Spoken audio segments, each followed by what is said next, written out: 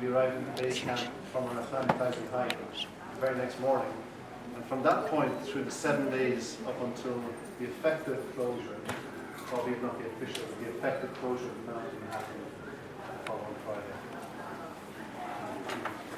Okay, so this is me looking pretty happy here, and this is because we're finished phase 1 of our acclimatizing. We're 18 days into our Everest expedition. This is on Le Boucher East, which is 6,200 meters. So we've been wandering up through the Kumba Valley, up onto this mountain. It was a pretty tough pull up onto this summit. I'm pretty happy because behind us is Everest right here. This is Everest Base Camp. You can see the start of the Kumba Glacier here, and the ice fall is in here. Sorry, this is Everest here. So the ice fall is in here, it curls around the summit. So we're feeling pretty good because this is the last big test before we go into the real work, which is our rotations up the mountain and rolling through what it's like on the north side. It's pretty much similar on the south side. We climb the mountain multiple times through rotations. So we're all pretty happy, and I guess one of the reasons why I'm very happy is because this has been the culmination of 7 years of work. And that 7 years was to try and do something that will lead you right through about 2 minutes on the 7 summits.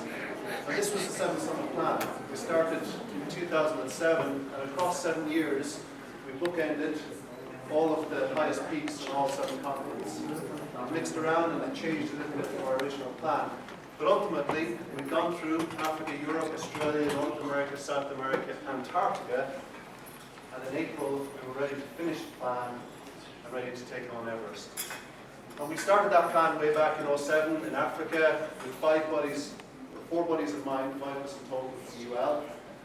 So there I am there, Al from Kildare, these 2 guys from Cork, and a guy from Wexford. So we got up to the top of Africa and we thought, this is brilliant, let's keep going. So we took on the highest in Europe, which is Elbrus. 5 now became 4. One of the guys emigrated to Australia. The 4 of us that started the climb became 2. 2 of us made it to the summit on a very, very cold day on Elbrus. This is the only photo we have from the summit with a disposable camera, always with a disposable camera. So we thought, great, let's keep going. We want something slightly warmer, so we went to Australia to the very easy peak of Kosciuszko. Nice warmth there, but we were really training for this one, which was McKinley up in Alaska. This is the summit ridge on McKinley. Extraordinary mountain, absolutely fantastic experience. We got up to the summit. There I am on the summit. That, for people that follow football, they might never have seen this. That's a Longford flag. And it was an extraordinary day, an extraordinary experience, and a real adventure. The first time when we felt that we crossed that kind of threshold between, I guess, trekking and the leisure of trekking, as we found at that point, and a little bit of an expedition, a real expedition. So we thought, let's keep going. Let's try and see if we can go up to 7,000 meters. So we went down to Aconcagua, and this is on our summit day, looking back along Aconcagua. It's a big lump of rock. There's a lot of scree. There's a lot of loose rock. It's a tough mountain mentally. And no one talked about 70% of Everest being in the head, and that's very, very true. And I think on this mountain, there's a good portion of that is mental strength as well. Here we are up at the cross on the summit, just underneath 7,000 meters. Myself and Niall there. So brilliant. We have 5 done. Let's try and do Antarctica. And this is where things got, as I say, slightly more serious. Antarctica is a very difficult place to go to. It's also the most expensive of the 7 summits. And we had to hire a Russian military transport plane to try and get down to the ice. But we did, and in December of last year, I was here in Antarctica. It's an absolutely magical place, and I can't wait to go back. And by about the 5th of January, I was standing at the summit of Antarctica on top of a mountain called Vinsumassi. I also have a picture with a Longford jersey, but I thought I'm not going to go for the Longford jersey. And so the stage was set. 6 summits done, 1 to go. The one that's been really parked in the back of our minds since the first trek. Maybe parked in my mind since the first time I'd done any sort of a serious trek, which was to go to Everest Base Camp in 2005. And so we started to prepare, and I quit my job and moved to the University of Limerick and set up my base camp there.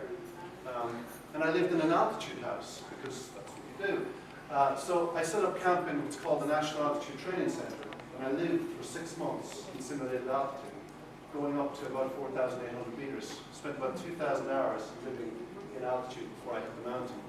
As well as that, we went to the Alps and refreshed ourselves and our skills, made sure we were capable with all of our gear.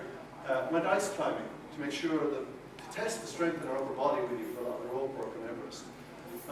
And then got involved with a lot of training of endurance and TRX and the usual stuff, but also tried to introduce, because I'm an engineer and I'm a geek, tried to introduce as much science as we could into this, because it sounded like a fun thing to do. So we done VO2 max tests at the University of Limerick to test my lung capacity. We done DEXA body scans to check out where was the muscle versus the fat ratios, where they shouldn't be, and where should we be addressed, and so on and so forth. And we also tested ladders. We also trained, blindfolded and not blindfolded, crossing ladders, because we were going to cross ladders on that first wheel rotation from base camp through the ice fall and up to Camp Hall. As well as that, we just potted the year with treks of different peaks, whether it was Kirkpatrick or Loughnacquilla, our own team times up Carrantoohil, or the Galties, Knocknell Downs, and up into the Mournes as well. So a great chance to get out and see the country, and a great chance to embed some of the science in the University of Limerick into what we were doing. I also had to learn how to web design and how to marketeer and how to push yourself into the media a little bit to try and get a little bit of support for some of this mission, so that was a steep learning curve. And it all came together, and we had our charity all set up, and we had raised 35,000 euros for our charity, and everything was in place, and we felt good, and we felt ready, and we felt strong. And here I am back up on top of Little Ocean East. Except that it's the 18th of April, it's 9 a.m. and our fate is already sealed. Because 2 hours before that, as we were pulling ourselves up this side of the mountain,